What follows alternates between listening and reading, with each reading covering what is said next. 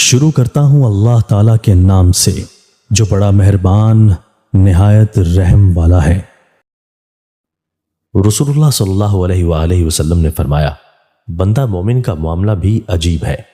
اس کا ہر معاملہ اور ہر حال میں اس کے لیے خیر ہی خیر ہے۔ اگر اس کو خوشی اور راحت و آرام پہنچے تو وہ اپنے رب کا شکر ادا کرتا ہے اور یہ اس کے لیے خیر ہی خیر ہے، اور اگر اسے کوئی دکھ اور رنج پہنچتا ہے تو وہ اس کو بھی اپنے حکیم و کریم رب کا فیصلہ اور اس کی مشیت یقین کرتے ہوئے اس پر صبر کرتا ہے،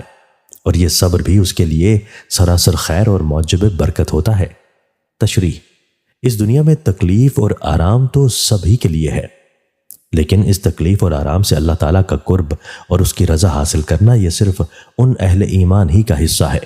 جنہوں نے اللہ تعالیٰ کے ساتھ ایسا ایمانی رابطہ قائم کر لیا ہے کہ وہ چین و آرام اور مسرت و خوشی کی ہر گھڑی میں اللہ تعالیٰ کا شکر ادا کرتے ہیں، اور جب کسی رنج اور دکھ میں مبتلا کیے جاتے ہیں اور کوئی ناخوشگواری ان کو پیش آتی ہے تو وہ بندگی کی پوری شان کے ساتھ صبر کرتے ہیں۔ اور چونکہ دکھ سکھ اور خوشی و ناخوشی ایسی چیزیں ہیں جن سے انسان کی زندگی کسی وقت بھی خالی نہیں رہتی،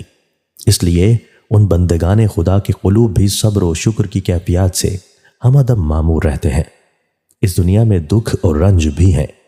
اور آرام و خوشی بھی، شادی بھی ہے اور غمی بھی، شیرنی بھی ہے اور تلخی بھی،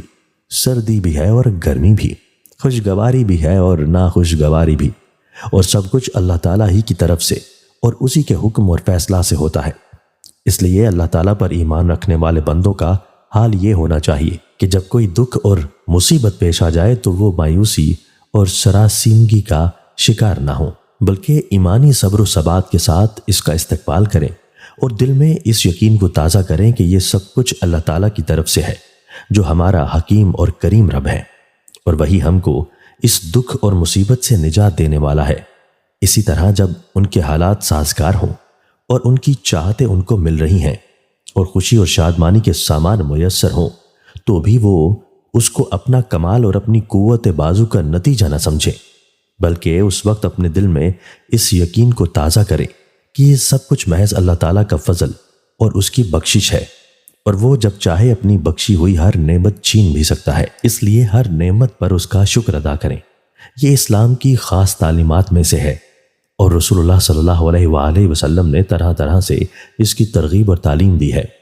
اس تعلیم پر عمل کرنے کا ایک نتیجہ تو یہ ہوتا ہے کہ بندہ ہر حال میں خدا سے وابستہ رہتا ہے، اور دوسرا فائدہ یہ ہوتا ہے کہ وہ کبھی مصیبتوں اور ناکامیوں سے شکست نہیں کھاتا،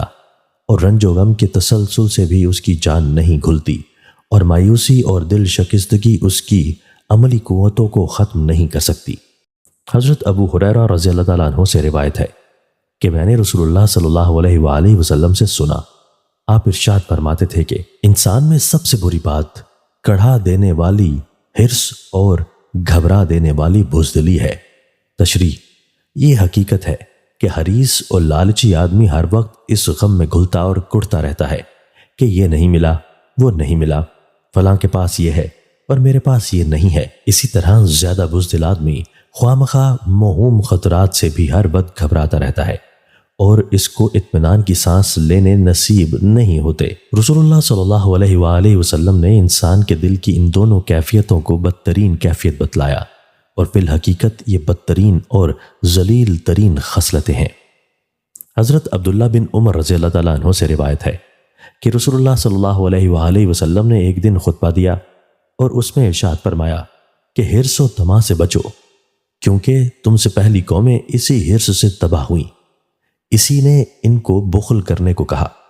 تو انہوں نے بخل اختیار کیا، اسی نے ان کو قطع رحمی یعنی حقوق قرابت کی پامالی کے لیے کہا تو انہوں نے قطع رحمی اختیار کی،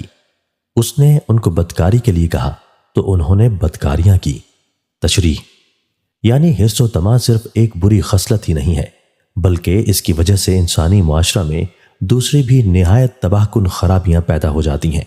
جو بالآخر قوموں کو لے ڈوبتی ہیں۔ اس لیے مسلمانوں کو چاہیے کہ اس خطرات اور تباہ کن جذبہ سے اپنے دلوں اور سینوں کی پوری حفاظت کریں۔